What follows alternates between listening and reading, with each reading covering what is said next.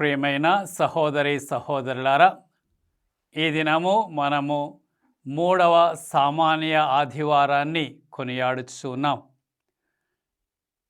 మరియు ఈరోజు జనవరి 26వ తేదీ మన భారతదేశానికి ఒక గొప్ప దినము. దానినే మనము గణతంత్ర దినము అని, రిపబ్లిక్ డే అని, మన భారతదేశ సంపూర్ణ స్వాతంత్ర్య దినోత్సవాన్ని కొనియాడుతూ ఉన్నాం. ఈరోజు మనము రాజ్యాంగాన్ని ఆమోదించుకొని ఒక చట్టాన్ని మనకే మనము తెచ్చుకొని స్వయం పరిపాలన ప్రారంభించేటువంటి రోజే ఈ యొక్క గణతంత్ర దినోత్సవము. ప్రియమైన సహోదరి సహోదరులారా, ప్రభు బోధలు ఆలకిస్తూ మన దేశం కొరకు ప్రార్థిస్తూ ఈ యొక్క ప్రత్యేక ఆదివారం రోజున మనము ప్రభు సందేశాన్ని ఆలకిస్తాం. యేసు ప్రభు అన్ని విధములుగా సిద్ధపడి ఆత్మ ప్రేరణతో సాబాతు దినమున అలవాటు చొప్పున ప్రార్థనా మందిరానికి వచ్చి తన యొక్క జీవన ప్రణాళికను ప్రకటిస్తూ ఉన్నాడు. అదేమిటనగా, మనకి ఎన్నికలు వచ్చినటువంటి సందర్భంలో వివిధ రాజకీయ పార్టీలు వారి యొక్క పార్టీకి సంబంధించినటువంటి కార్య ప్రణాళికను సిద్ధం చేసి ప్రజల ముందు ఉంచి, ఆ ప్రణాళికను మేము నెరవేర్చి మీకు ఇది చేస్తాము అది చేస్తామని అనేక వాగ్దానాల ద్వారా ప్రజల యొక్క ఓట్లను పొందటానికి వారు ఈ మేనిఫెస్టో అన్నటువంటి ఒక ప్రకటనని విడుదల చేస్తూ ఉంటారు. అదేవిధముగా యేసు ప్రభుని జీవితాన్ని చూస్తే ఈరోజు ప్రభు పలికినటువంటి వాక్యములు తన యొక్క జీవన ప్రణాళిక కార్యాచరణ మనకి కనిపిస్తుంది. లూకా సువార్త 4వ అధ్యాయము 16వ వచనం నుండి 21వ వచనం వరకు ఈరోజు మనం సువార్తలో వింటూ ఉన్నాం. ప్రభు ప్రార్థనా మందిరంలో నిలిచినప్పుడు యెషయా గ్రంథాన్ని ఆయన చేతికి ఇచ్చారు.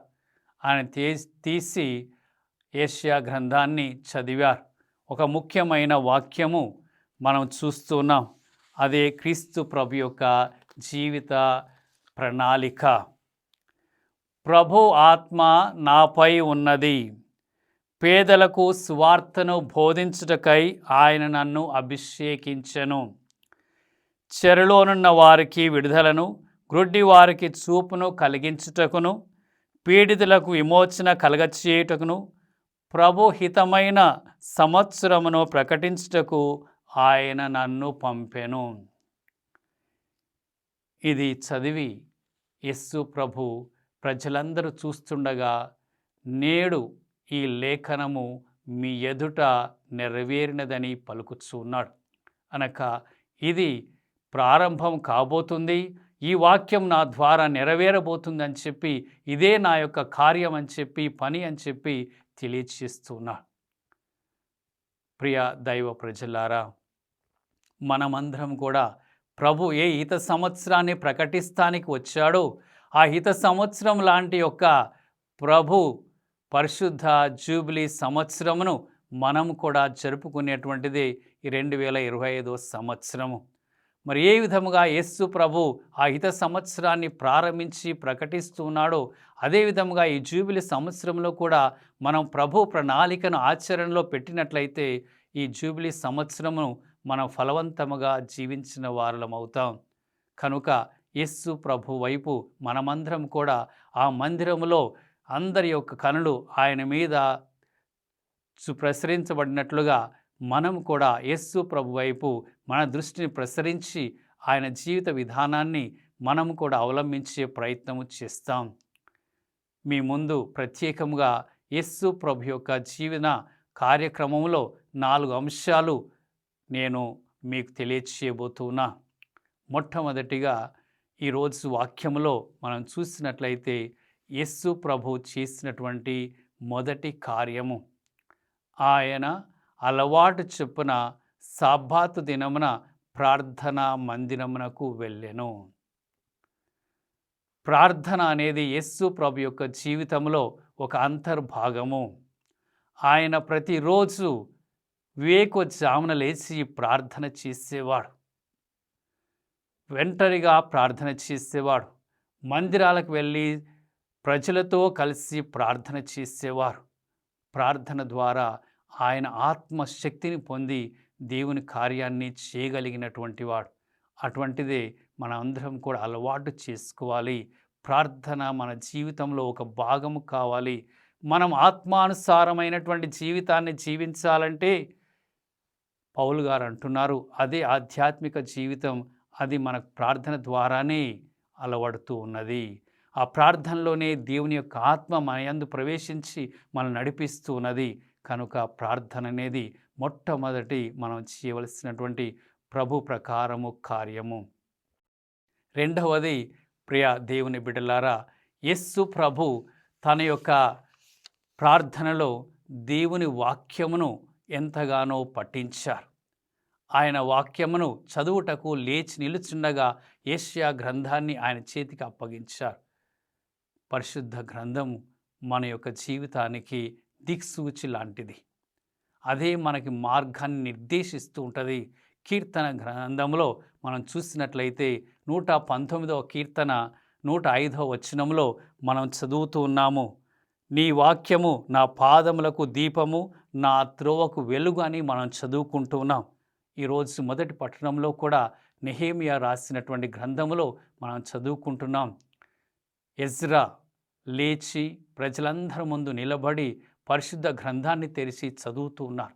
ఆయన చదివినంతసేపు ప్రజలందరూ కూడా అలానే నిలుచుని ఉన్నారు. పగలంతా కూడా ఆయన చదివినప్పుడు వాళ్ళందరికీ కళ్ళ నుండి నీరు కారే ఆనంద బాష్పాలు. అప్పుడు ఎజ్రా చెప్తున్నారు, మీరు దుఃఖించవద్దు, మీరు సంతోషంగా ఉండండి. అంటే దేవుని యొక్క వాక్యం ద్వారానే మనకు ఆంతరంగిక సంతోషము కూడా కలుగుతుందని చెప్పి ఈరోజు మొదటి పట్టణంలో మనకు అర్థం ఉంది. కాబట్టి దేవుని యందే మనకు అటువంటి యొక్క సంతోషము, ఆ సంతోషమే మనకు బలము, ఆ బలమే మనల్ని ప్రభు మార్గంలో నడిపింపచేసి దేవుని కార్యాలని చేపిస్తుంది. ఇటువంటి విధముగా దేవుని యొక్క వాక్యాన్ని మనము కూడా అధికముగా పఠించే వాళ్ళముగా సిద్ధపడాలి. మూడవ కార్యమును చూసినట్లయితే, ప్రియమైన దేవుని బిడ్డలారా, ప్రభు అంటున్నారు, నేను పేదలకు సువార్తను ప్రకటించుటకు పంపబడినాను. స్వార్థ ప్రకటన తన యొక్క ప్రథమ కర్తవ్యం. ఆ యేసు ప్రభు దేవుని యొక్క సందేశాలను, దేవుని యొక్క ప్రేమను, దేవుని యొక్క కరుణను, దేవుని యొక్క క్షమాపణను ప్రకటించడానికి వచ్చాడు. సువార్త అంటే ఆ దేవుని యొక్క ప్రేమను ప్రజలకు తెలియచేసి ప్రజలందరినీ కూడా దేవుని వైపు మలచడమే సువార్తీకరణ. ఒక సందర్భంలో ప్రభు అంటున్నారు, మార్కు రాసినటువంటి సువార్త 1వ అధ్యాయం 38వ వచనములో ప్రభు అన్నటువంటి మాటలు, ఆయన ఎంతగా సువార్త ప్రకటన కొరకు అంకితమై సేవ చేశారో మనకు అర్థమవుతుంది. మనము పరిసర ప్రాంతములకు పోదము రండు, అచ్చట కూడా నేను సువార్తను ప్రకటింపవలెను, ఇందుకొరకే నేను బయలుదేరి వచ్చి తిని అని వారితో అనెను. యేసు ప్రభు నేను ఈ లోకానికి ఎందుకు వచ్చిందంటే అన్ని ప్రాంతాల్లో దేవుని యొక్క సందేశాలు వినిపించాలి, ఆ దేవుని ప్రేమ ప్రకటించడమే సువార్త అనేది తన భుజాల మీద వేసుకొని అహర్నిశలు దాని కొరకు పాటుపడినారు. మరి మనందరం కూడా దేవుని యొక్క ప్రేమను ఇతరులకు తెలియచేయటమే మన యొక్క పనిగా ఉండాలి. మన జీవితమే ఇతరులకు ఒక సందేశంగా మారాలి. మన మార్గదర్శకమైనటువంటి జీవితం ద్వారా అనేకులు దేవుణ్ణి తెలుసుకోవాలి, దేవుని చెంతకు రావాలి. అటువంటి జీవితంలో మనము ప్రభు మార్గాన్ని అవలంబించినట్లయితే తప్పకుండా ఈ జూబిలీ సంవత్సరంలో అనేకులు దేవుని యొక్క ప్రేమను చవిచూడగలుగుతారు. 4వ కార్యము యేసు ప్రభు చేసింది కరుణా కార్యములు. అదేమిటనగా బందీలకు విడుదల, పీడితులకు విమోచన, గ్రుడ్డి వారికి చూపు దయచేయుటకు ప్రభు నన్ను పంపెను అంటూ ఉన్నారు. ప్రియమైన సహోదరి సహోదరులారా, మరి ఒక మాటల ద్వారా బోధల ద్వారా మాత్రమే కాక తన యొక్క కారుణ్య క్రియల ద్వారా యేసు ప్రభు దేవుని యొక్క ప్రేమను ఇంకా అధికముగా పంచి ఉన్నారు. ఆయన పీడితులకు, బాధితులకు, శ్రమలు పడేటువంటి వారికి చేరువలో ఉన్నారు. The struggling people wear the target group of Jesus.